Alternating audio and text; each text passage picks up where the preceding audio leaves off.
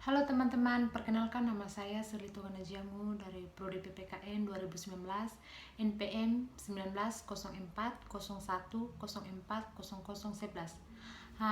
Pada pertemuan kali ini atau pada video kali ini saya akan menjelaskan perkembangan kewarganegaraan Indonesia itu dari masa ke masa. Yang pertama itu saya akan menjelaskan perkembangan kewarganegaraan Indonesia itu menurut Undang-Undang Nomor 3 Tahun 1949. Adapun pembahasan tentang undang-undang ini yaitu yang pertama, yang berhak penuh atau yang sah menjadi warga negara Indonesia, yaitu yang pertama orang yang asli dalam negara Indonesia.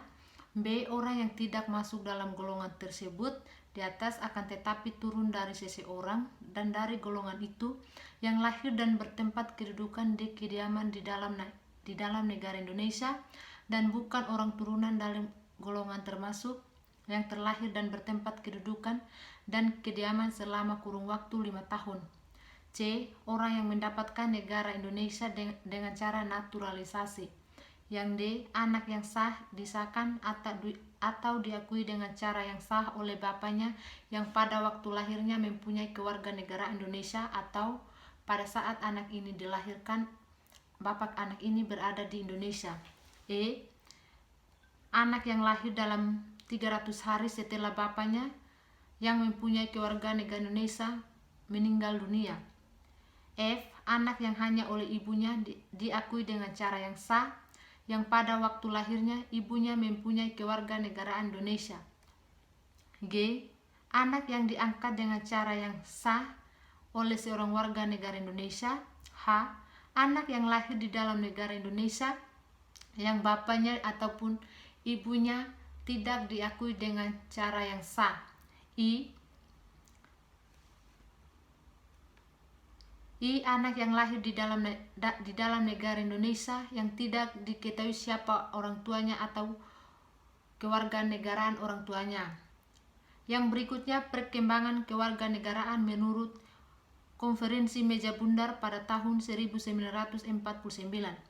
Dari hasil Konferensi Meja Bundar pada tanggal 27 Desember 1949 antara Belanda dengan negara Indonesia Serikat, artinya kedua negara harus menentukan siapa saja yang menjadi warga negara masing-masing. Setelah RI Serikat berdaulat penuh lepas dari penjajahan kerajaan Belanda, maka ditentukanlah hak opsi dalam piagam persetujuan Konferensi Meja Bundar.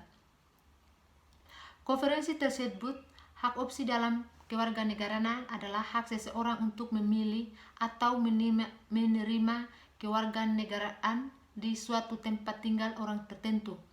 Sebaliknya, hak repudiasi adalah hak seseorang menolak tawaran kewarganegaraan suatu negara tertentu. 47 piagam persetujuan pembagian warga negara tersebut di atas mempunyai prinsip sebagai berikut. Yang pertama, orang Belanda dewasa tetap memegang kebanggaan Belanda, namun jika mereka dilahirkan di Indonesia atau bertempat tinggal di Indonesia sekurang-kurangnya 6 bulan dalam jangka waktu 2 tahun sesudah penyerahan kedaulatan, mereka berhak menyatakan memilih kewargaan negara Indonesia. B. Kaula negara Belanda bukan orang Belanda dewasa yang menjelang waktu penyerahan kedaulatan termasuk golongan penduduk orang-orang asli Indonesia. C.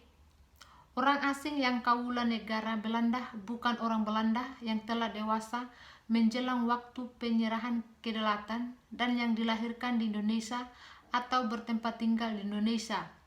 4. Orang asing yang kaula negara Belanda bukan orang Belanda yang telah dewasa menjelang waktu kedaulatan yang lahir tidak di Indonesia yang bertempat tinggal di kerajaan Belanda tetapi berkebangsaan Belanda tetapi dalam jangka waktu 2 tahun sesudah penyerahan kedaulatan. Yang kelima, orang asing yang kaula negara Belanda bukan orang Belanda dari luar negeri yang telah dewasa menjelang waktu penyerahan kedaulatan yang bertempat tinggal di wilayah peserta Uni Indonesia. Belanda yang lahir di negeri Belanda, tetapi jika orang tuanya mereka berada di Indonesia dalam jangka waktu 2 tahun sesudah penyerahan kedaulatan, mereka berhak memilih status kewarganegaraan, yaitu status kewarganegara Indonesia. Yang ketiga, perkembangan kewarganegaraan menurut Undang-Undang Nomor 62 Tahun 1958.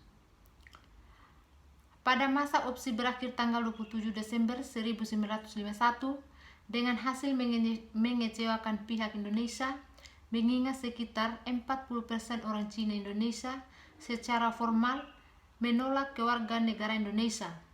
Kemudian muncullah kekecewaan dari berbagai pihak di Indonesia atau PPWN itu 34 sebagai akibat memuncaknya ketidakpuasan terhadap PPWN. Maka disusulah rancangan undang-undang tentang kewargaan Indonesia tersebut setelah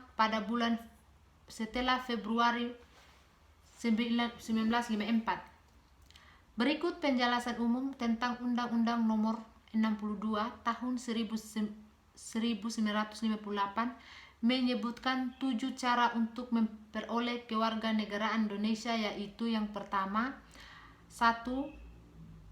Karena kelahiran, 2. Karena pengangkatan, ketiga, karena dikabulkan permohonan, yang keempat, karena kewarganegaraan, 5. Karena perkawinan, 6. Karena turut ayah dan ibunya, yang ketujuh, karena penyata.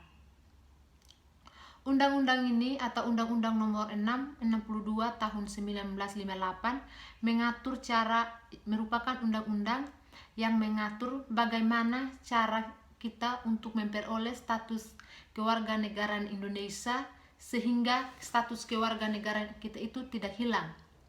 Yang berikutnya, yang keempat, yaitu perkembangan kewarganegaraan Indonesia menurut Undang-Undang Nomor 12 Tahun 2006. Berikut penjelasan tentang undang-undang ini. Yang pertama, atau yang berhak atau yang dinyatakan